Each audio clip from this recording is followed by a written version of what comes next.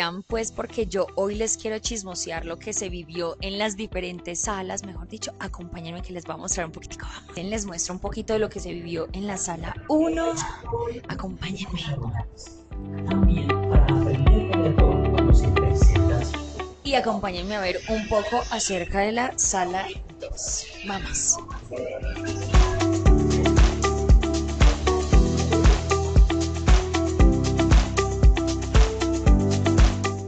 Vamos para la sala 3.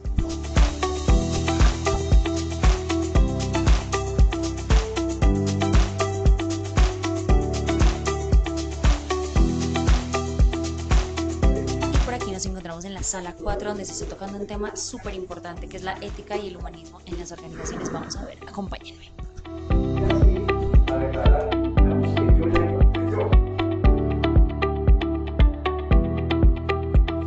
Y por aquí te doy la bienvenida al salón número 5 y uno de mis favoritos, porque aquí combinamos esa técnica entre las experiencias con realidad aumentada, también la ruta de las emociones y diferentes expertos, incluso algunos simuladores. Y esta es una invitación muy especial a que ustedes no se pierdan estos congresos para que fusionemos esa educación entre lo didáctico y lo académico. Nos vemos en los siguientes lugares y en las siguientes ciudades. Chao.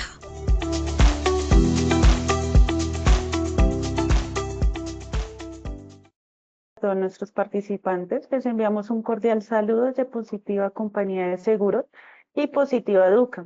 Mi nombre es Karen Orjuela, quien seré la encargada de guiarlos en esta acción educativa de la Comunidad Nacional de Conocimiento y Prevención en Tareas de Alto Riesgo. Con la temática titulada Sesión 6, Permiso de trabajo de alto riesgo. Les solicitamos muy amablemente estar atentos y participar activamente en nuestro evento web. Pueden usar el chat de preguntas para realizar cualquier inquietud que puedan tener. Recuerde que a lo largo de este evento o al final tendremos un espacio para dar respuesta a cualquier inquietud. Es un placer para mí darle la bienvenida a nuestros expertos líderes de la comunidad, a la ingeniera Erika Lisset Serrano Prada, con el perfil profesional ingeniera ambiental especialista en impacto ambiental de proyectos y especialista en seguridad y salud en el trabajo, con experiencia desde el año 2003 en planear, hacer, verificar y actuar en el sector de construcción. Docente universitaria con más de 10 años de experiencia en posgrados y publicaciones escritas y digitales para medios impresos y digitales. También tenemos a nuestro experto líder, el doctor Julio Ricardo Patarroyo Montenegro, con el perfil profesional ingeniero industrial especializado en gerencia de mercados y en gerencia de salud ocupacional, docente universitario en posgrado de seguridad y salud en el trabajo y entrenador de entrenadores en esos estándares de seguridad y salud en el trabajo en OSHA y NIOSH. Ingenieros, muy buenos días. Qué placer tenerlos nuevamente con nosotros. Gracias. Hola, buenos días para todos. Qué pena, los saludo 5 minuticos. Estoy en campo, estoy por acá en Pereira en un proyecto vial que tenemos en Pueblo Rico. Entonces, pues no los puedo acompañar el día de hoy, pero muy juiciosa les monté la presentación, hice todo el ejercicio, la tarea completa y bueno, les voy a dejar en las mejores manos el ingeniero Julio Ricardo. Julito, muchas gracias por salvarme de esta. Estos son los temas de las personas que tenemos que hacer trabajo y consultoría a la vez. Muchas gracias a todos por asistir, ya somos 135 asistentes, gracias a todos por conectarse, los dejo en las mejores manos, en mi profesor querido y amado. Entonces, esta conferencia tiene muchísima relación con las comunidades de tareas de alto riesgo asociadas a los permisos de tareas de alto riesgo que ya hemos analizado en el esquema legal y el esquema técnico que hemos visto. Entonces, Julito nos va a reforzar ese tema en cuanto a permisos de trabajo. Julito, muchas gracias a todos, muchísimas gracias por acompañarnos y bueno, gajes del oficio, un abrazo para todos y que tengan feliz conferencia. Gracias, Julito. Muchas gracias, Erika. Karen, muchas gracias por la presentación. Sí, efectivamente, como lo menciona Karen y lo acaba de mencionar también la ingeniera Erika, estamos en la sexta estación, la sexta etapa, la sexta parada de esta ruta del conocimiento en esta comunidad de tareas de alto riesgo. Una responsabilidad muy grande. Conozco muy de cerca el desarrollo que ha tenido la ingeniera con esta comunidad. He tenido la posibilidad de escucharla en varias de estas 5 presentaciones anteriores.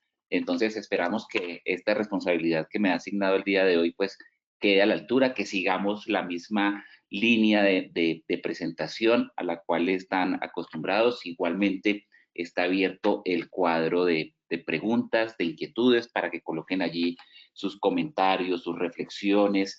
No es un espacio de pronto para controvertir algún tema, algún concepto, pero pues está abierta también esa posibilidad que si no hay alguna concordancia con los conceptos o lo que estemos informando el día de hoy, pues tengan toda la posibilidad allí de plasmarlo, y si nos da el tiempo podemos de pronto aclarar los temas. Vamos a desarrollar también hacia el final un taller que ha preparado la ingeniera como para tratar de dar mayor claridad a estos aspectos. Y pues bueno, sin más preámbulo, creo que ya podemos arrancar. Karen, ¿me ayudas por favor con el sondeo? Claro que sí, ingeniero. Bueno, iniciaremos con el sondeo. Le recordamos que realizamos 2 sondeos.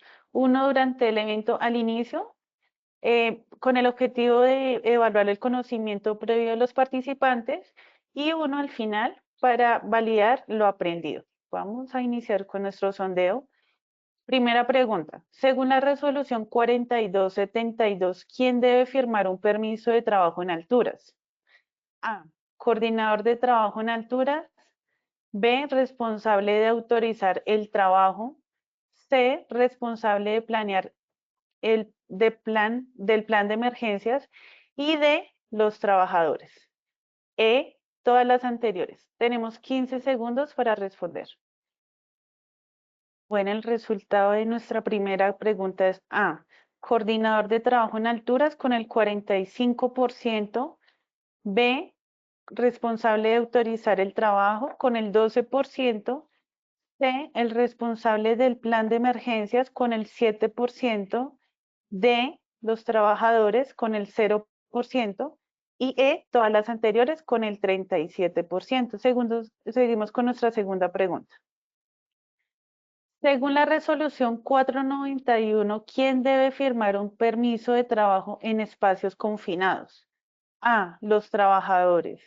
B. El supervisor. C. El responsable de seguridad y salud en el trabajo. D. La A y B son correctas. Bueno, el resultado de nuestra segunda pregunta es A. Trabajador con el 1%. B. Supervisor con el 5%. C, responsable de seguridad y salud en el trabajo con el 48%, y D, las respuestas A y B son correctas con el 47%. Seguimos con nuestra tercera pregunta. ¿Qué vigencia o validez debe tener un permiso para trabajo de alto riesgo? A, diaria. B, semanal. Y C, depende del procedimiento. Bueno, el resultado de nuestra tercera pregunta es A, diaria con el 38%, B, semanal con el 2%, y C, depende del procedimiento con el 60%. Bueno, terminando con nuestro primer sondeo, damos la bienvenida a nuestro experto, el ingeniero Julio. Bienvenido, ingeniero. Muchas gracias, Karen. Bueno, bien, me encanta cuando estas respuestas a las inquietudes presentan una alta dispersión, porque nos da una oportunidad muy buena, una oportunidad espectacular para poder aclarar diferentes puntos. En todas las respuestas no hay ninguna que haya una contundencia en el conocimiento de los participantes. En la primera respuesta, el mayor puntaje lo logró el coordinador, quien debe firmar el permiso de trabajo con 45%. Y voy anticipando, es cerrado, sí, el coordinador debe firmar, pero también hay otros actores allí que deben firmar. En la segunda, para espacios confinados, el 48% ganó sobre el 47% de trabajadores y supervisor, y el 48% sobre el responsable de seguridad y salud en el trabajo, también allí hay una oportunidad de hacer aclaraciones, ya lo vamos a ir mirando en el desarrollo de la acción educativa. Y en la tercera pregunta, sobre la vigencia o validez del permiso de trabajo, si depende de el procedimiento, si es diario o semanal, pues el depender del procedimiento obtuvo un mayor porcentaje, el 60%, sin embargo no es tan contundente, pero esa es la respuesta correcta. Ya vamos a ir aclarando a lo largo de la acción educativa estos puntos, que como les digo, me parece espectacular. El permiso de trabajo es un elemento, un documento, una herramienta fundamental para estas tareas que se han denominado o se conocen popularmente como tareas de alto riesgo, sin que exista esa definición legal, como lo menciona la ingeniera y como también vamos a ver aquí algunos apartes para dar claridad, que aunque yo sé que la ingeniera ha venido recalcando y repasando, repisando muy bien esos temas de las diferencias entre tareas de alto riesgo, tareas críticas, actividades de alto riesgo, etcétera, pues aquí vamos a tratar de recordarlas para poder saber, pero dónde vamos a aplicar estos permisos de trabajo. ¿Qué objetivos se han trazado para el día de hoy o propuso la ingeniera para el día de hoy en esta acción educativa? En primer lugar, vamos a validar la normatividad vigente para elaborar un permiso de trabajo en tareas de alto riesgo. Entonces, ahí vamos a ir por partes, vamos a ir primero a recordar qué es una tarea de alto riesgo y dentro de esas tareas que vamos a recordar de alto riesgo, pues qué normatividad existe, cuál es la normatividad sobre un permiso de trabajo para este tipo de tareas. El segundo objetivo, vamos a definir unos criterios prácticos, unos criterios claros para poder elaborar el permiso de trabajo en tareas de alto riesgo. Entonces, de allí vamos a volver a retomar el tema normativo, mirar las normas, las resoluciones, decretos, leyes, a ver qué elementos tenemos para poder elaborar un permiso de trabajo, porque pues allí en estas normas están esos elementos que debe contener un permiso de trabajo. Y por último, pues vamos a estructurar un permiso de trabajo en tareas de alto riesgo. Para esto, pues vamos a valernos de un taller en el que vamos a presentar un modelo muy práctico, muy simple, muy aplicable para, cumpliendo la normatividad vigente, poder elaborar un permiso de trabajo para este tipo de tareas. Bueno, vamos a entrar en materia. Vamos a abordar inicialmente de pronto la norma con la que la mayoría podemos estar más familiarizados, el decreto 1072 del 2015, donde nos habla de la gestión del riesgo. Y en el artículo 23, en realidad el 224623, nos habla, bueno, la ingeniera cuando entró a hacer el saludo hablaba de 135 personas conectadas en este momento y para la evaluación inicial fueron 215 personas. Un dato importante para ver hacia el final cuántas personas estamos conectadas. Bueno, les decía, abordando el decreto 1072, en el artículo 23, nos habla de que se debe realizar una gestión de los peligros y riesgos y nos da la obligación o le da la obligación al empleador o contratante de adoptar métodos para la identificación, prevención, evaluación y valoración y el control de los peligros y riesgos de una empresa. Y este aspecto de los permisos de trabajo es una herramienta complementaria a esa identificación, prevención, evaluación y valoración y control de los riesgos. Cuando a uno le hablan de identificación, prevención, evaluación, valoración y control, pues lo primero que piensa es en la matriz de peligros. Y la matriz de peligros, pues sí, efectivamente nos permite hacer una identificación, nos permite dar una evaluación, nos permite dar una valoración y eso nos da los parámetros para hacer el control de los riesgos. Pero hay ciertas tareas las cuales representan mayor nivel de peligrosidad. Es allí donde para algunas tareas, como herramienta complementaria para la gestión de peligros, estas resoluciones como la 4272 y como la 0491 estoy hablando de alturas y estoy hablando de espacios confinados, nos enfocan en aplicar los permisos de trabajo. Decreto 1072, Sistema General de Riesgos Laborales, nos determina la necesidad de hacer este sistema de gestión de seguridad y salud en el trabajo dentro del Sistema General de Riesgos Laborales, nos da esta obligación para los empleadores, pero más adelante vamos a ver cómo las resoluciones nos ayudan a materializar lo que nos indica este decreto. En el decreto 1072 nos habla de, también en el artículo siguiente, donde nos establece esa necesidad de hacer la identificación, evaluación, valoración y control de los riesgos.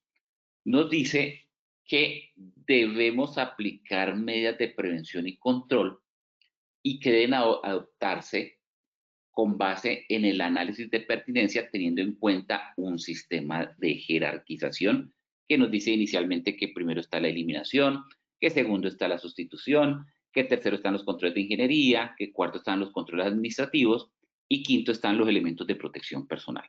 Ahí los invito para que me vayan escribiendo, bueno, estamos hablando hoy de permisos de trabajo. Permisos de trabajo es un mecanismo de control. Hace un momento les decía que es una herramienta complementaria de apoyo a esa identificación de peligros que nos ayuda al control del riesgo, que nos ayuda a determinar esos mecanismos de prevención. Entonces, los miro, los leo, los escucho por aquí, por el chat de preguntas, para que...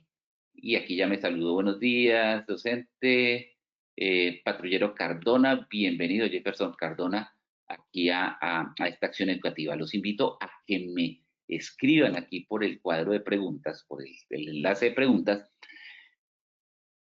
¿en cuál de estos controles consideran ustedes que deben estar o que debe estar esos permisos de trabajo? ¿A cuál cree que pertenece? Mientras me van escribiendo ahí a ver las respuestas, quiero también aprovechar la oportunidad para hacer como una promoción a algo que siempre indico cuando veo esta jerarquía de los controles. Que es una jerarquía de los controles, que está un decreto que hay que respetar, etcétera, que me dice que primero debo eliminar el riesgo, después sustituirlo, controles de ingeniería, es decir, a medida que si no puedo eliminar el riesgo, busque sustituirlo, que si no puedo sustituirlo, busque los controles de ingeniería, que si no tengo control de ingeniería, pues aplique controles administrativos y de último recurso los elementos de protección personal.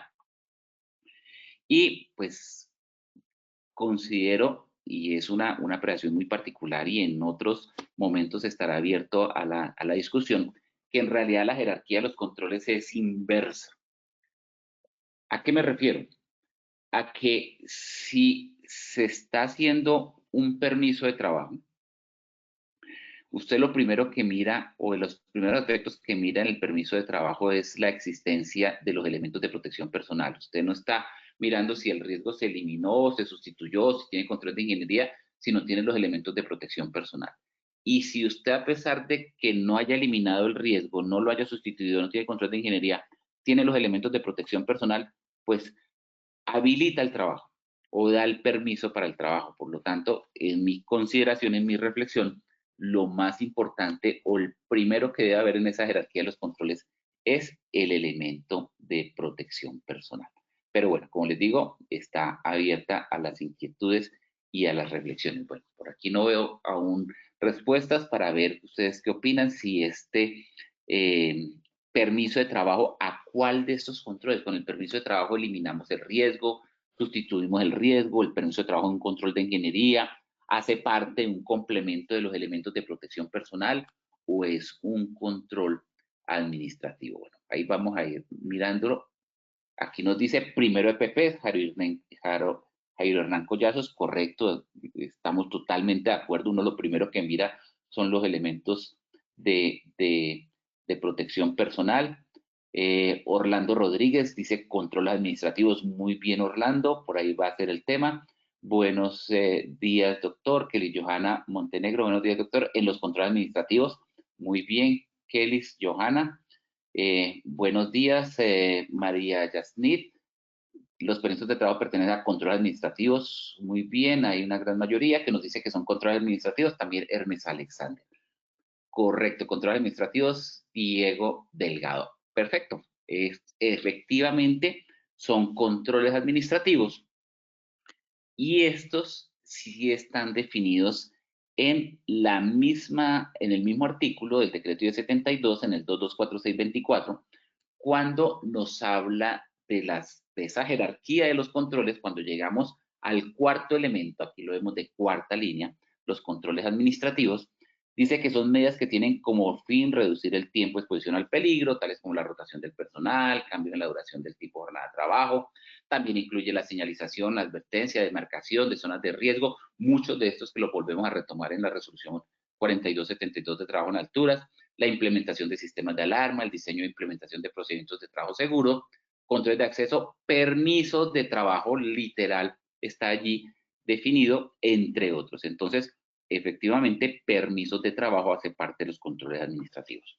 Y aquí es donde reitero el concepto de que esta jerarquía de los controles debería ser al contrario. Porque como les mencionaba hace un momento y como bien lo recalcó en uno de los comentarios una de las personas asistentes, lo primero que uno ve es el elemento de protección personal y lo segundo es precisamente firmar el permiso de trabajo. Sin un permiso de trabajo o sin un elemento de protección personal, sencillamente no hay función, no hay una actividad.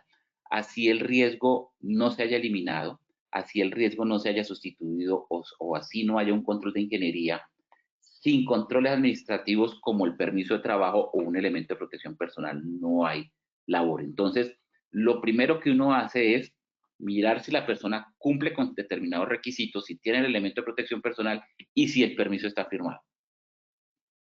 Y de ahí en adelante, así no estén los demás controles, pero si ya hay un permiso firmado, es porque se tomaron acciones alternativas a esa eliminación, a esa sustitución, a esos controles de ingeniería.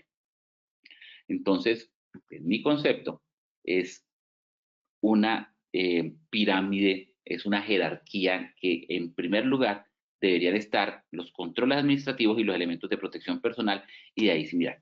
Que la jerarquía de los controles en su efectividad para garantizar un control del riesgo está la eliminación, está la sustitución, están los controles de ingeniería, eso no hay duda, porque los otros controles administrativos, elementos de protección personal, pues no eliminan el riesgo, no lo quitan de la matriz, no lo quitan del entorno laboral, pero sí lo controlan, sí garantizan que hay un control sobre esas condiciones de peligro y esas situaciones del riesgo. Entonces, muy bien, gracias por tus comentarios.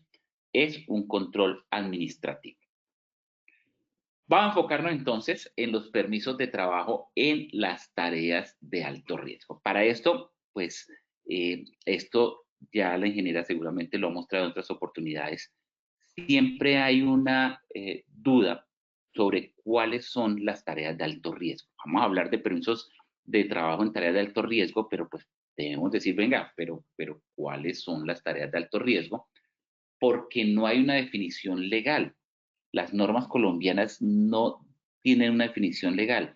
Lo único que podemos ver una alusión por allá, y lo pueden verificar ustedes, sobre tareas de alto riesgo es en los considerandos de trabajo en alturas.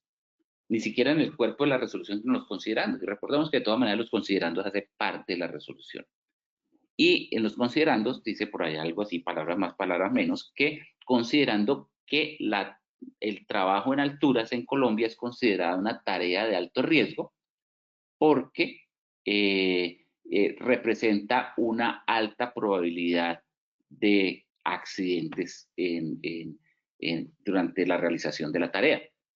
Entonces, ahí uno dice, vea, aquí la consideran como una tarea o una actividad de alto riesgo. Pero es que hay tantos términos que dice uno que si es una actividad de alto riesgo, pero eso está definido en la resolución 2090 del 2003 y nos la recuerda o nos dice la resolución 032 del 19 que es algo que hay que verificar, pero es que esa resolución 2090 hace parte, esas actividades de alto riesgo, la 2090, es para los temas de pensión, para el sistema de pensiones.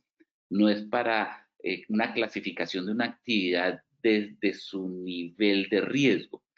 También hablamos de tareas críticas, también hablamos de actividades económicas de alto riesgo, que son las de 4 y 5, de acuerdo a las 5 clases de riesgos que nos da el Ministerio para clasificarla en la EREL y de acuerdo a ello hacer su aporte al Sistema General de Riesgos Laborales, etcétera. Entonces, la ingeniera y su equipo de trabajo en su empresa, la ingeniera Erika Lisset, hizo esa consulta al Ministerio de Trabajo y la hizo este año, y el pasado 22 de mayo le dieron la siguiente respuesta. La pregunta concreta era, ¿cuáles son las tareas de alto riesgo? Y ella aclaró, ojo, tareas de alto riesgo, no actividades de alto riesgo que están definidas en Colombia y con qué criterios son definidas. ¿Qué le respondieron? Le dijeron que al respecto es importante poner de presente que las tareas de alto riesgo no están definidas de manera taxativa, no están claramente definidas, sino que deben identificarse de acuerdo con, uno, la actividad económica. Lo que es una tarea de alto riesgo para mi actividad económica, de pronto para otra actividad económica no es tarea de alto riesgo. Los procesos realizados, lo cual puede ver en el desarrollo resultado de la matriz de peligros y riesgos, realizados por la empresa en desarrollo del contenido del decreto 1072 del 2015, que exige identificar peligros, definir controles para tareas críticas, etc. Entonces aquí vuelve a hablar de tareas críticas y vuelve a hablar de tareas de alto riesgo. La resolución 0312, estándares mínimos, obliga a contar con un procedimiento seguro para las actividades a cargo, las cuales deben tener procedimientos seguros, autorización previa, controles específicos y en muchos casos formación especializada. Entonces, aquí nos trata ya de hablar de algunos elementos que nos trae el decreto 4272, la resolución 5018, incluso de condiciones eléctricas, de sistema de gestión para el sector eléctrico, la 0491 de espacios confinados y, como mencioné, la 4272 de trabajo en alturas, donde la 0312 nos dice, vea, hay que contar un procedimiento seguro para esas actividades a cargo, las cuales deben tener procedimientos seguros, autorización previa, esto es muy importante, la autorización previa, porque la autorización previa es el permiso, y unos controles específicos y en muchas ocasiones una formación especializada, como se ve en alturas, en eléctrico y en espacios confinados, donde debe haber una persona autorizada para trabajar en alturas, una persona autorizada para espacios confinados y también una persona habilitada para el trabajo en las condiciones de riesgo eléctrico. ¿Qué más nos dice? Aquí donde nos mezclan este segundo párrafo las tareas críticas con las tareas de alto riesgo. Nos dice que debe ser el resultado de la matriz de peligros y riesgos. Entonces, para mí una tarea de alto riesgo es que si yo en la matriz tengo una escala donde mido el grado de peligrosidad que me determina esa mezcla de la probabilidad y la consecuencia. Que si lo estoy midiendo con la GTC 45 es la eficiencia, los controles y la gravedad de las consecuencias, y al hacer esta mezcla en la matriz, esta multiplicación de esas variables, de esos factores, me indican que están por encima de determinado valor dentro de esa escala, pues esas tareas que estoy allí realizando es de alto riesgo de acuerdo a lo que me identifique la matriz y de acuerdo a la matriz o al modelo, más que de la matriz, al modelo de valoración, evaluación e identificación de riesgos que esté utilizando. Porque hay algunas que me hablan de proceso, actividad, tarea, otras que me hablan de actividad y tarea.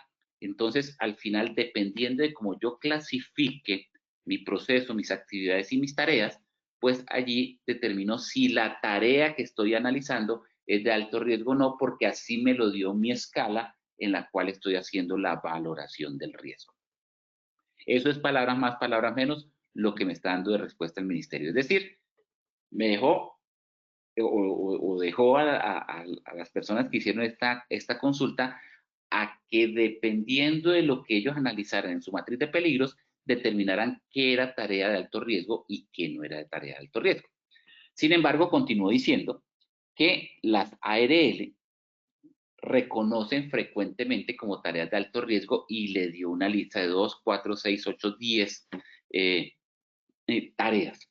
Trabajo en alturas mayor de 2 metros por la resolución 4272. Trabajo en espacios confinados, tanques, pozos, alcantarillas en la 491.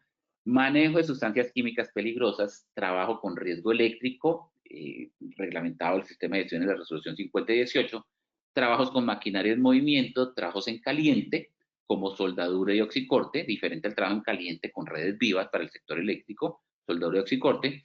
Trabajos con riesgo de atrapamiento, aplastamiento o corte, excavaciones o trabajos subterráneos y manejo de cargas pesadas o materiales explosivos. Es las que reconocen frecuentemente como tareas de alto riesgo. Pero sin embargo, recuerden que hay que hacer esa evaluación y valoración del riesgo para ver si dentro de esa escala da para su proceso como alto riesgo, es decir, que su grado de peligrosidad supera los niveles en los cuales se considera alto o muy alto. Eso es lo que le indica aquí en el segundo párrafo, donde dice puede ver el resultado de la matriz de peligros y riesgos, pero típicamente son estas. Ahora, recuerden que también la ingeniería se basa mucho en sus presentaciones en los conceptos de la Administración Federal de los Estados Unidos de Seguridad y Salud en el Trabajo, OSHA, Occupational Safety and Health Administration, donde típicamente considera como de alto riesgo los trabajos en alturas, o las considera como tareas de alto riesgo los trabajos en alturas, los trabajos en espacios confinados, los trabajos con energías vivas o redes eléctricas, y los trabajos en caliente, es decir, soldadura, oxicorte, etcétera. Digamos que esas cuatro. Para la ley colombiana y para las ARL, digamos que han incluido otras como las sustancias químicas peligrosas, como los trabajos subterráneos, como el manejo de cargas pesadas, materiales explosivos, etcétera, y pues tiene su sentido y tiene su razón. Aquí está, entonces, el concepto de las normas que pueden estar reglamentando en nuestro país este tipo de actividad. La 5018, como lo mencioné, los lineamientos de seguridad y salud en el trabajo para el sector eléctrico, energía eléctrica. Ojo, aquí importante hacer una salvedad. Uno puede pensar que esta norma, incluso en nuestra matriz legal, la pasamos por alto porque no somos del sector eléctrico, porque como no somos una empresa generadora, comercializadora o distribuidora de energía, como lo dice el alcance de la resolución, pues como que no la tenemos que tener en cuenta. Pero resulta que en esa norma, y los invito para que la consulten, la lean y la cumplan, dice que debe ser cumplida por todos los usuarios del sector eléctrico colombiano. Y nosotros hasta en nuestra casa somos usuarios del sector eléctrico. Si estamos conectando el computador, si tenemos un bombillo prendido, si tenemos una máquina, en el caso de nuestra empresa, el solo hecho de tener equipos de cómputo, pues estamos siendo usuarios del sector eléctrico. Entonces es una resolución que hay que tener en cuenta. La resolución 0491 para el trabajo en espacios confinados, la resolución 4272 del reglamento de seguridad y protección contra caídas, también la vamos a abordar ahora, y una que poco abordamos, que es el decreto 1347 del 21, que es el programa de prevención de accidentes mayores. Estas todas relacionadas con una posibilidad de, mirando lo que encontremos allí, la necesidad de hacer permisos de trabajo. Las tres de arriba, bueno, las tres que hemos mencionado ya, 5018, 491 y 4272, porque literalmente lo está diciendo la norma que se necesita el permiso de trabajo. Ahora, también tenemos o podemos abordar como buena práctica para trabajos en caliente lo que nos dice la NFPA 51B y la ANSI Z 49.1, así como las guías de la ARL para poder determinar cómo podemos abordar estos tipos de trabajo y la necesidad de elaborar permisos de trabajo en su desarrollo. Vamos a tratar, por cuestiones de tiempo, de abordar dos normas en las que nos dice muy claramente la necesidad de hacer un permiso de trabajo e incluso nos da unos elementos que debe contener el permiso de trabajo. ¿Cuál es la idea? Estamos hablando de tareas de alto riesgo y muchas veces las tareas de alto riesgo se mezclan entre sí. Es decir, tengo que hacer un trabajo en alturas y el trabajo en alturas es hacer una instalación eléctrica. Tengo que hacer un trabajo en espacios confinados y en espacio confinado involucra para su ingreso el ingreso por alturas, con sistemas de acceso para trabajo en alturas, pero estoy haciéndolo en espacios confinados. Y adicionalmente, después de hacer ese acceso que involucra alturas, tengo que hacer un trabajo eléctrico. Entonces hay muchas de estas tareas que se van entrelazando, pero pues vamos a ver qué dice la norma en cada una de ellas que debe tenerse en cuenta.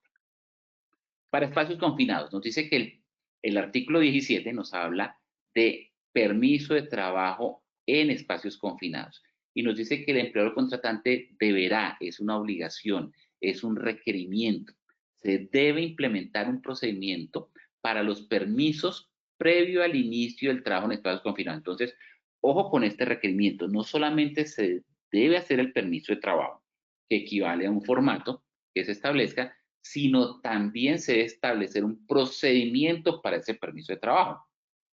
Un procedimiento pues que trae muchas aristas para considerar. Y cuando habla específicamente del permiso de trabajo, nos dice que se debe diligenciar y firmar de común acuerdo entre los trabajadores involucrados y el supervisor en el sitio de trabajo, avalando que las condiciones de seguridad para el inicio de actividades, su aplicación y para el inicio de actividades y que su aplicación será de carácter obligatorio para el desarrollo de trabajo en espacios confinados. Entonces, cuando nos habla de un procedimiento, es porque nos está diciendo, vea, usted debe establecer unas condiciones para el ingreso y esas condiciones debe verificarlas a través de un procedimiento.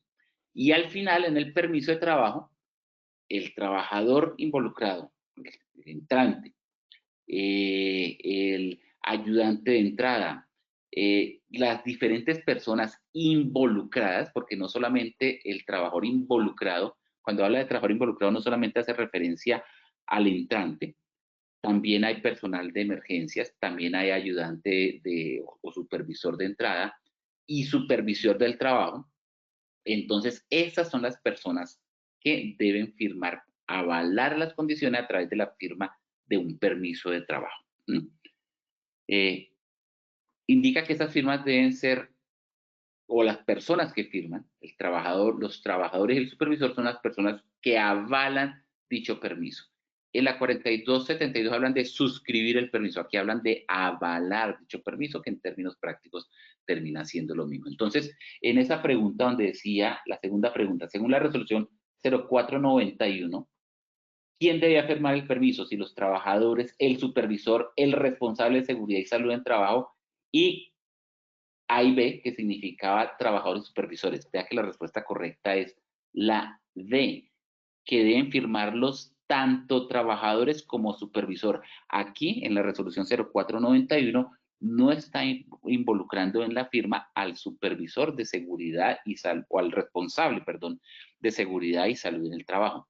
Está involucrando a los trabajadores que tienen que ver allí con ese trabajo en espacios confinados y al supervisor. ¿Ok? Ahora, si el encargado de seguridad y salud en el trabajo está involucrado ya en el trabajo, seguramente tiene que firmar. Pero no por su labor de responsable de seguridad y salud en el trabajo, sino porque está involucrado. Es un trabajador involucrado en el desarrollo del trabajo. Muy importante que la resolución 0491 dice que en caso de tener asociado otro tipo de actividad de alto riesgo, y aquí entonces dice actividad de alto riesgo, no habla tarea de alto riesgo. Es que la semántica de las resoluciones a veces como que complica todo. Nos habla de actividad de alto riesgo y nos dice cómo, trabajo en alturas, manejo de energías peligrosas, trabajos en calientes, el permiso de trabajo deberá contener la evaluación de dichos peligros y la forma de los controles requeridos. Es decir, que aquí este permiso que se firma para espacios confinados no es un permiso universal para todo tipo de riesgos. Si hay otros, o para todo tipo de tareas, si hay otras tareas que se hacen en conjunto, como espacios confinados, como con trabajo en alturas, con riesgo eléctrico, o trabajos en caliente, se deben contemplar esos aspectos de seguridad para poder firmar o contar ese permiso de trabajo o contar con permisos de trabajo independientes para el otro tipo de tareas. Contenido del permiso de trabajo en espacios confinados. Nombres, apellidos y firmas de los trabajadores autorizados y las personas que hablan dicho permiso. Fecha y hora de inicio, descripción de la tarea, autorreporte de las condiciones de trabajo y de salud, verificación de la existencia del procedimiento de la tarea, el APA, que significa el análisis de peligros por actividad, una metodología para saber el paso a paso, cada actividad, qué peligros trae y cuáles son los controles, incluyendo las medidas de control, y la verificación de la posibilidad de equipos y elementos de protección seleccionados por los empleadores. Ojo, equipos y elementos de protección personal, no solamente los elementos de protección personal, sino también equipos como monitores de atmósfera, monitores de gases, sistemas de ventilación, etcétera, de acuerdo a lo que establezca la normatividad. ¿Qué más requiere el permiso de trabajo para espacios confinados? Verificación de las mediciones ambientales previas. Es decir, dentro del procedimiento que nos menciona la norma, hay que hacer una medición de atmósferas. Y en el momento del ingreso hay que verificar que esas condiciones se mantienen porque son condiciones aceptables para el ingreso. Herramientas y equipos a utilizar, verificación de formación certificada, aquí se pide formación, así como nos decía la 1072, que en algunos casos se requiere una formación, para espacios confinados se requiere una formación, tanto para el entrante, para el supervisor de entrada, etcétera. La vigencia del permiso, la verificación de respuesta de emergencia y también y observación. También nos dice que si en el proceso de identificación de peligro se determina como control la medición de atmósfera durante la ejecución de actividades en espacios confinados, el encargado deberá dejar registro de estas en el permiso del trabajo. Y todos los permisos deben mantener en el sitio de trabajo durante el desarrollo de la labor. Hay que considerar también aspectos para la cancelación del permiso de trabajo. La cancelación sirve en qué momento se debe cerrar el permiso o por alguna razón, por qué motivos se debe cancelar el permiso. El supervisor debe cancelar los permisos de trabajo cuando se complete una tarea, terminamos la tarea ya, aquí ya nadie más puede trabajar, por lo menos con este permiso. Si necesita alguien más trabajar, pues saque su propio permiso de acuerdo a las actividades que van a desarrollar. Y si cambian las condiciones que afecten de manera significativa la tarea, pues deben anotarse en esos permisos y utilizarse al revisar el programa de gestión. Es muy importante que el empleador y contratante conserve todos los permisos de trabajo para poder hacer trazabilidad dentro de su sistema de gestión. ¿Qué nos dice el parágrafo? Para actividades en espacios confinados clasificados como de riesgo bajo se debe contar como mínimo con un análisis de peligros por actividad. Es decir, no todos los espacios confinados, recuerden que ya han revisado en esa comunidad que hay diferentes tipos de espacios confinados, y hay diferentes tipos de riesgo A, B, C, donde para riesgo bajo no se requiere el permiso, pero sí por lo menos un análisis de peligro por actividad. El uso de las medidas de prevención no exime al empleador y contratante de su obligación de implementar medidas de protección que deben ser incluidas en el programa de gestión de espacios confinados. Que ya elimina el riesgo, que ya lo sustituí, que ya hice esto, entonces, de todas maneras, deben implementar medidas de protección, las cuales deben estar incluidos en espacios confinados. Vamos a mirar la 4272 que nos habla de los permisos de trabajo.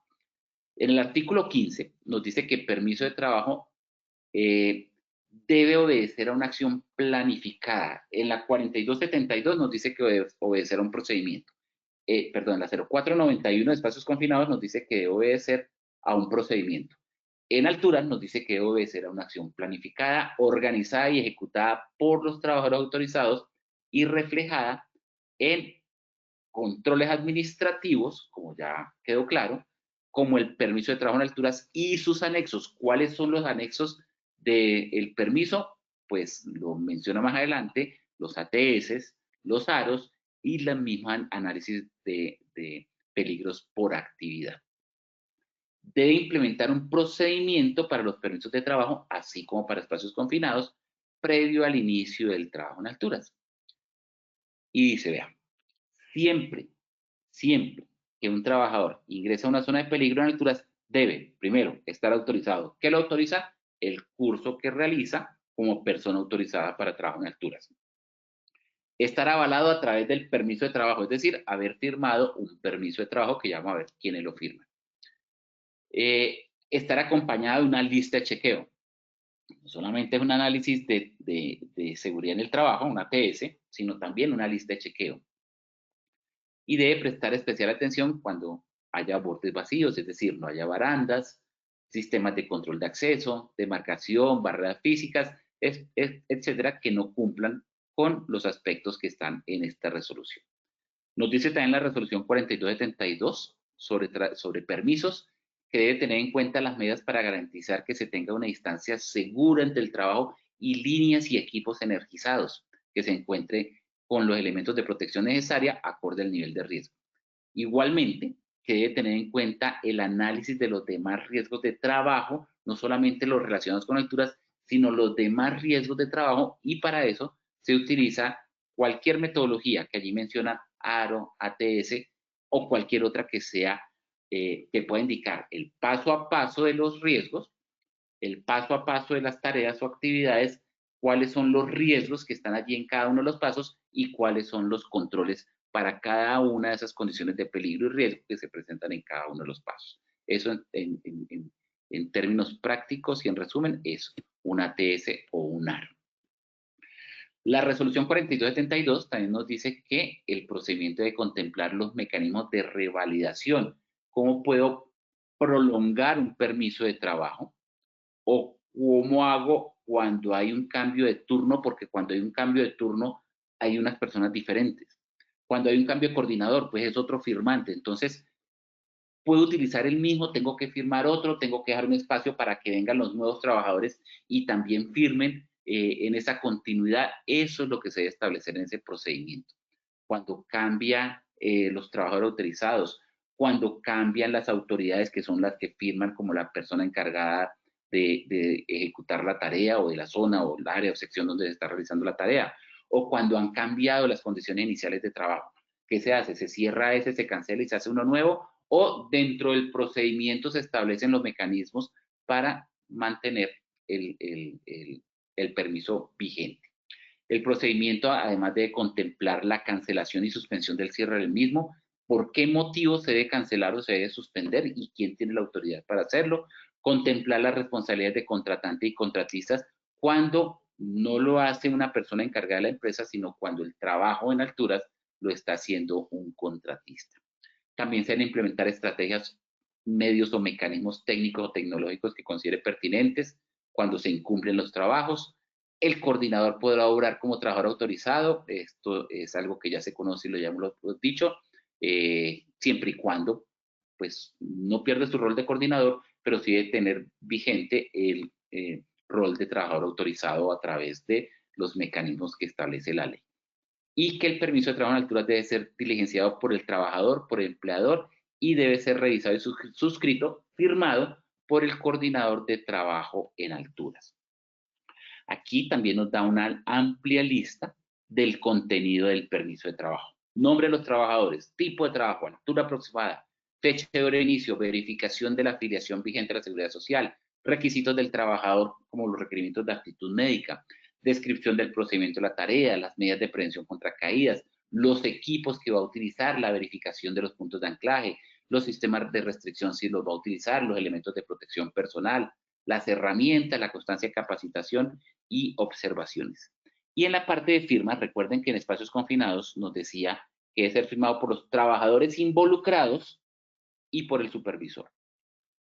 En alturas nos dice, vean, nombre, firma y documento de los trabajadores autorizados, nombre de la persona que autoriza el trabajo, nombre de la persona responsable de activar el plan de emergencias y nombre y apellido del coordinador de trabajo en alturas en caso de que sea diferente a la persona que autoriza el trabajo.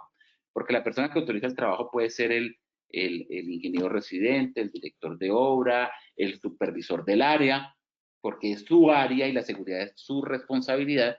Entonces, esa persona tiene que estar involucrada en la firma, pero quien autoriza o quien realiza la verificación de anclajes, de condiciones de seguridad, de medidas de prevención y control es el coordinador. Entonces allí también tiene que ir plasmada su firma. Mecanismos, si es por tareas, si es por actividad, si es por oficio, son siglas diferentes, pero fundamentalmente la esencia es la misma. Análisis de trabajo seguro, análisis de peligros por actividad o análisis de riesgo por oficio. Tarea, actividad, oficio. Describir paso a paso la labor que se va a realizar, cuáles son los peligros en cada paso y cuáles son los controles. Hay una amplia gama de metodologías para utilizar, incluso el ICONTEC por ahí tiene una norma técnica que ya no se comercializa, pero que es muy práctica para poder trabajar esta actividad. Es la norma técnica colombiana 4116, está muy recomendada. La resolución 491, volviendo a espacios confinados, nos habla del análisis de peligros por actividad, nos dice en el artículo 16 que es un control administrativo y nos dice en el artículo 17 que espacios confinados debe tener ese análisis de peligros por actividad y las firmas de trabajadores autorizados y personas que avalan el permiso. Ojo, esto para considerarlo en cuanto nos dice 491, esto nos responde la segunda pregunta. Y el análisis técnico nos dice que el escenario para centro de capacitación y entrenamiento en trabajo de espacios confinados y dentro de los saberes nos da las herramientas para identificación de peligros y control de riesgos como ATS, ARO o otros. Ya les mencioné, el APA, el ATS, ARO es esa metodología de análisis de peligros, de análisis de tareas o análisis de oficios para poder determinar qué se presenta en cada elemento y cómo lo podemos controlar. Vamos a revisar un taller muy rápidamente de cuál puede ser el contenido de un permiso de trabajo cuando hay más de una actividad o cuando hay más de una tarea de alto riesgo involucrada. Aquí le hemos puesto permiso de obra. Ustedes saben que la ingeniería se basa mucho en los aspectos, en esta actividad económica, en las obras, porque confluyen muchas normas, pero pues puede ser en cualquier otro tipo de industria de manufactura que se va a hacer una inspección a un foso, a un foso de servicios, por donde pasa el cableado eléctrico, foso de un ascensor, trabajo en altura, riesgo eléctrico, etc. Entonces, ¿qué puede contener ese permiso? Tipo de trabajo, la altura, si es profundidad, el área involucrada, fecha y horas de inicio y fecha y hora de terminación. Es muy claro que las normas dicen que debe tener inicio y terminación. Seguridad social, cuál es la EDL, la EPS, el fondo de pensiones, la caja, cualquier otro. Los requisitos de aptitud del trabajador. La identificación y procedimiento de la tarea, describir cuál es la labor que se va a realizar y el análisis que se hizo, si fue una ATS, un APA o un ARO, y allí hacer esa descripción, o puede ser en un anexo o en el mismo formato, sencillamente colocar cada uno de esos elementos. Las condiciones necesarias de formación, capacitación y certificación, la dotación y elementos de protección personal que tenga, ¿verdad? Tiene su ropa de trabajo, calzado de seguridad, elementos de protección, guantes dieléctricos, y adicionalmente va a ser exposición a riesgo eléctrico, sling, arneses, medios de acceso, etcétera, la herramienta y el equipo para la tarea.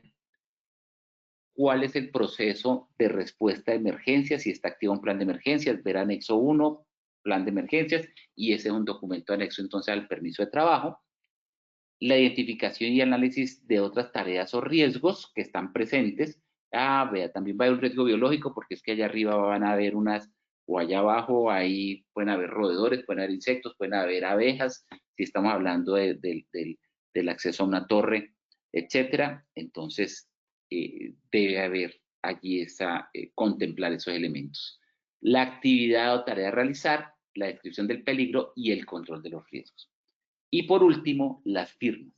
Trabajadores autorizados, personas involucradas en la labor, la persona que autoriza el trabajo, el encargado del área, o si la autoriza el trabajo, el coordinador o el supervisor de entrada, esa es la persona que debe firmar ahí. La persona responsable de activar el plan de emergencias, el ayudante de seguridad, el coordinador de trabajo en alturas, el supervisor de espacios confinados, en caso de que esté mezclada esa actividad con alturas, importante dejarlo porque pueden ser personas con roles totalmente diferentes, y el responsable de seguridad y salud en el trabajo de la obra, del proyecto o de la empresa. Igualmente, las normas, las resoluciones dejan abierta la posibilidad para poder aplicar el permiso de trabajo que sea firmado de manera física, presencial, virtual, a través de una app, de cualquier otro, pero que sea verificable, que se pueda registrar y llevar a cabo ese permiso de trabajo. Y por último, el reporte de cierre o cancelación del permiso de trabajo. Muy importante considerar muchos aspectos cuando se está haciendo el permiso de trabajo. No necesariamente cuando uno ve un sistema de protección, por ejemplo, contra caídas, que utiliza elementos que probablemente son certificados, uno dice no aprobado porque tiene una línea de vida. Aquí vemos una banda de anclaje, muy bien, con unas cuerdas que aparentemente, a pesar del uso, se ven certificadas, pero están usando nudos, y los nudos pues no se pueden utilizar para trabajo en alturas, y menos utilizando cuerdas que aparentemente son para líneas de vida verticales de manera horizontal. En este caso, para un permiso de trabajo, seguramente esas varillas o mechas, como se conocen en el sector, pues no van a dar la resistencia suficiente de 5.000 libras para un punto de anclaje. Entonces es muy importante, cuando se esté haciendo ese proceso de permisos, hacer una verificación plena de las condiciones. Aquí a la izquierda vemos una excavación que alguien podría considerar que es un espacio confinado, pero está abierto en la parte superior, puede estar muy ventilado. Seguramente allí no se requeriría un permiso de trabajo, sino con un análisis de peligros de actividad sería suficiente. Y bueno, ahí hay otros registros y gráficos que podríamos hablar mucho de ellos, pero que por cuestión de tiempo debemos dejar aquí. Voy revisando si hay preguntas y por lo pronto los dejo nuevamente con Karen para aplicar el sondeo final. Igual, ahí está una bibliografía bastante amplia en la cual pueden ustedes ampliar el conocimiento que aquí se ha tratado de suministrar. Bueno, muchas gracias. Voy mirando preguntas para ver cuántas alcanzamos a responder. Karen, adelante por favor con el sondeo final. Bueno, ingeniero, muchas gracias. Bueno, iniciamos con nuestro segundo sondeo. Bueno, empezamos con nuestra primera pregunta. Según la resolución 4272, ¿quién debe firmar el permiso de trabajo en alturas? A, coordinador de trabajo en alturas. B, responsable de autorizar el trabajo. C, el responsable del plan de emergencia. D, los trabajadores. Y E, todos los anteriores. Tenemos 15 segundos para responder. Muy bien, aprovecho para algunos comentarios y preguntas. Buenos días. En construcción o en cualquier otro trabajo, lo primero que se realiza son los EPPs. Isabel Alagón Duarte, así es, totalmente de acuerdo. Controles administrativos, Yuri Gisela, sí, estamos hablando del tipo de control que era. Control administrativo, Wilmar Ricardo Cáceres, sí, muy bien. Buenos días, ingeniero. Controles administrativos, muy bien. Qué pena no haberlo visto antes. Doctor, como sabemos, o vamos a verificar esos controles por dónde plataformas se puede realizar. Muy buenos días, patrullero Schneider Pérez, sesiones de carabineros. Muchas gracias, patrullero Schneider. Esos controles hay que verificarlos en campo. Plataforma, no te entiendo muy bien la pregunta. Si quieres me puedes escribir por interno, por cuestión de tiempo, Schneider, y con mucho gusto podemos responder. Bueno, vamos a ver, ¿ya hay respuestas? Sí, señor, el resultado de nuestra primera pregunta es A, coordinador de trabajo en alturas con el 26%, B, el responsable de autorizar el trabajo con el 7%, C, el responsable del plan de emergencia con el 2%, D, los trabajadores con el 1% y E, todas las anteriores con el 64%. ¿Cómo nos fue con el resultado de esa primera pregunta, doctor? Muy bien, subimos del 37 al 64% en el acierto de las respuestas. La respuesta correcta es todos aquellos que están allí listados deben firmar el permiso de trabajo. Bueno, segunda pregunta. Según la resolución 491, ¿quién debe firmar el permiso de trabajo en espacios confinados? A, los trabajadores, B, el supervisor, C, el responsable en seguridad y salud en el trabajo, y D, todas las respuestas A y B son correctas. Pero mientras tanto aprovecho, Edwin Guzmán Pastrana pregunta, 2090 habla de actividades de alto riesgo, sí, pero las actividades de alto riesgo que habla la 2090 es para el sistema de pensiones. Allá está la exposición a sustancias radioactivas, trabajos en minería, etcétera, que tienen un tratamiento especial para el sistema de pensiones. No está relacionado con alto riesgo desde el punto de vista laboral, de una calificación en una matriz de peligros. Izaje de cargas no está en la 2090, pero sí puede ser considerada como una tarea crítica y dependiendo de su valoración del riesgo, pues puede ser de alto riesgo según el mecanismo que utiliza en la matriz de peligros. Buenos días, los radiólogos son actividades de alto riesgo para pensión. Sí, en la 2090 están allí definidos. Clara Cáceres, gracias por tu pregunta. Buenos días para todos, gracias por el espacio. Gina Saray, con mucho gusto. Y por último, para dar paso a la respuesta, Orlando Rodríguez, ingeniero, la exposición a radiaciones ionizantes debería considerarse de alto riesgo. Claro que sí, como tarea de alto riesgo, seguramente de acuerdo a la valoración que dé, como lo explicamos, pero sí es una actividad de alto riesgo contemplada en la 2090. Vamos, Karen, por favor, con la respuesta. Bueno, el resultado de nuestra segunda pregunta es A, los trabajadores con el 1%, B, el supervisor con el 1%, C, el responsable en seguridad y salud en el trabajo con el 17% y D, las respuestas A y B son correctas, con el 82%. Nos subimos del 47 al 82%, esa respuesta es la correcta. Trabajadores y supervisores son los que deben firmar el permiso de trabajo en espacios confinados. Bueno, y seguimos con nuestra tercera pregunta. ¿Qué vigencia o qué validez debe tener un permiso para trabajo de alto riesgo? A, diaria, B, semanal y C, depende del procedimiento. Bueno, nos pregunta Clara Cáceres, buenos días, radiólogos y son actividades de alto riesgo, de acuerdo a la 2090, hay que revisarlas muy bien, pero son para aspectos de pensión. Clara, muchas gracias. Nos dice Edwin Guzmán Pastrana, pero sí se debe verificar que el diligenciamiento debe ser bien realizado y no exime responsabilidad. Claro que sí, tienes total razón.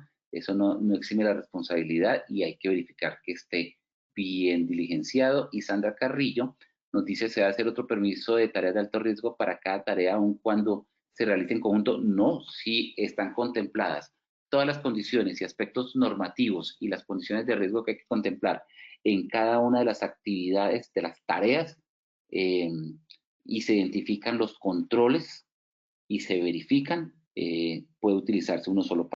Bueno, ingeniero, el resultado de nuestra tercera pregunta es A, diaria con el 18%, B, semanal con el 2% y C, depende del procedimiento con el 80%. ¿Cómo nos fue con ese resultado, ingeniero? Muy bien, la respuesta correcta depende del procedimiento, subimos del 60 al 80%. Muy bien allí la respuesta. Las personas que de pronto no aceptaron, para que tengan en cuenta, puedan descargar esta presentación de Posipedia, hagan la revisión y cualquier duda o inquietud que tengan, pues nos contactan y con mucho gusto la aclaramos. Bueno, ingeniero, muchas gracias por participar con nosotros y compartirnos esta valiosa sesión. Nos veremos en futuras oportunidades. Claro que sí, Karen, muchas gracias a ustedes. Espero que no hayan extrañado mucho por hoy a la ingeniera Erika Serrano, que seguramente en la próxima acción educativa estará con ustedes. De mi parte, fue un placer haber estado en esta comunidad, compartir con ustedes y bueno, los invitamos a las siguientes acciones educativas y hasta la próxima. Muchas gracias, ingeniero. Bueno, de antemano damos muchas gracias por participar y acompañarnos. Les recomendamos que pueden acceder a estas y muchas más acciones educativas en nuestra página de Posipedia, www.posipedia.com.co, donde van a encontrar todas nuestras acciones educativas e información del Plan Nacional Multimodal de Educación en Seguridad y Salud en el Trabajo. También encontrarán nuestros cursos del Sistema de Gestión de Seguridad y Salud en el Trabajo de 50 y 20 horas para que lo puedan desarrollar con nosotros. Los invitamos a descubrir más sobre nuestro plan de acción y educativo en www.posipediatalleresweb.com. Recuerden que los certificados de este evento web estarán disponibles para los afiliados entre 1 y 8 días hábiles después de concluir la acción educativa. Podrán acceder a nuestra plataforma Posipedia y podrán descargarlos.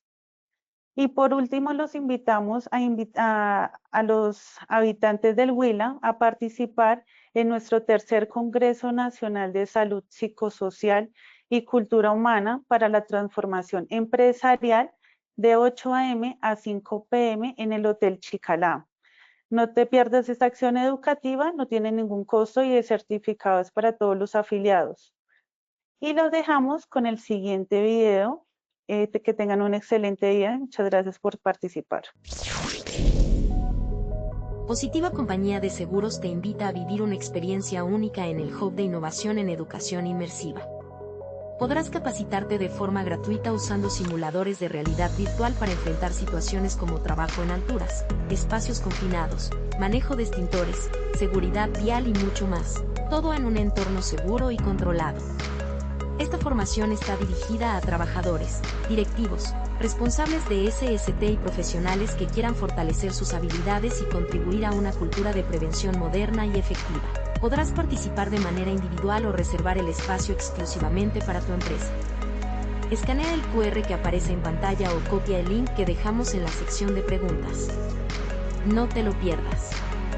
Acércate al Hub de tu ciudad, inscríbete y transforma la manera en que aprendes sobre seguridad laboral. ¡Te esperamos!